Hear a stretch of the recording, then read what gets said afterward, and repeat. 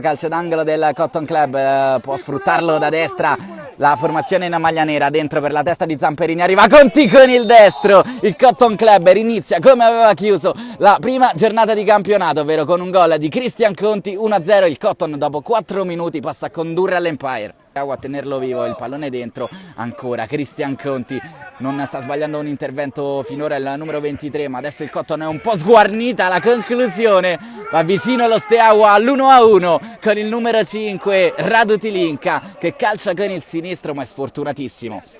Porcina a prendersi il pallone, cambio di campo, perfetto con il contagiri da Zamperini che la mette giù, Conti. Ancora ennesimo passaggio in verticale con Piro che va da Forcina, Forcina lascia scorrere per il destro di Le Rose, bellissima giocata del Cotton, tiro troppo debole invece con il destro di sinistra, pallone letto benissimo dai suoi compagni in avanti, ma ancora Conti a leggere meglio degli avversari, tempismo perfetto ancora una volta del numero 23, sicuramente il migliore in campo fino a questo momento, autore anche del gol, non ha sbagliato nulla in difesa. Conti a contare i passi, c'è il numero 23 sul punto di battuta, la sfera passa, Tournea la tiene sulla linea come può, salva il risultato ancora il portiere dello Steaua.